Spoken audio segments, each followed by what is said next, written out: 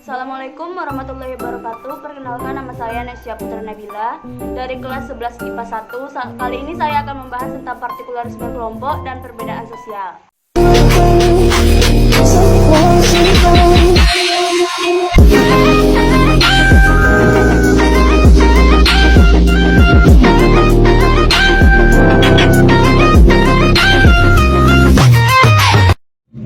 Apa itu partikularisme? Partikularisme adalah sistem yang mengutamakan kepentingan pribadi di atas kepentingan umum atau aliran politik, ekonomi, kebudayaan yang mementingkan daerah atau kelompok khusus. Sukuisme. Selanjutnya, pengertian partikularisme menurut para ahli. Yang pertama ada Craig-Storti. Partikularisme adalah perilaku seseorang dalam sebuah situasi tertentu. Seseorang yang menganut partikularisme akan mementingkan orang-orang yang ada di dekatnya dan tidak peduli dengan orang lain. Yang kedua ada Peter Salim. Partikular apabila dilihat dari makna sifat adalah individu, pribadi, khusus, istimewa, luar biasa, pemilih, tertentu, dan sangat hati-hati.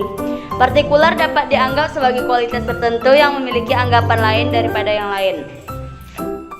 Yang ketiga ada Vivian Ridler. Partikular adalah sesuatu yang menjadi kepemilikan dan tidak bersifat universal. Dalam sudut pandang matematika, memiliki makna norma sosial khusus atau faktor dari nomor tertentu. Dan yang terakhir ada James W. Fowler. Partikular ialah sesuatu yang berkaitan dengan waktu di mana bersifat konkret dan lokal. Faktor penyebab partikularisme dan perbedaan sosial. Partikularisme terjadi ketika suatu kelompok merasa eksklusif.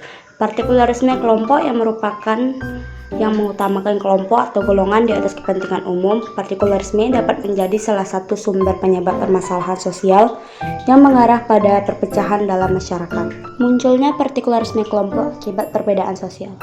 Apa itu partikularisme kelompok? Sikap atau paham yang mementingkan diri sendiri, tidak sejalan dengan nilai dan norma sosial karena memilih dan menerapkan kriteria sendiri dalam bertindak.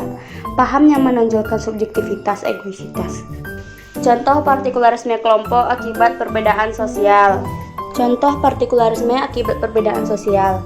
Seseorang selalu ingin dianggap paling baik dan benar. Seseorang hanya mau menolong orang lain yang berasal dari satu suku. Seseorang memiliki perusahaan hanya memperkerjakan orang-orang yang satu etnis dengannya. Suku Budi terkesan tertutup dari suku atau etnis yang lain. Contoh sikap partikularisme kelompok akibat perbedaan sosial. Yang pertama ada primordialisme, memegang teguh nilai-nilai dalam kelompok yang dibawa sejak lahir. Yang kedua ada etnosentrisme, memandang budaya miliknya lebih baik daripada budaya masyarakat lain. Yang ketiga ada chauvinisme, mengagungkan bangsa atau negara sendiri dan memandang rendah bangsa atau negara lain.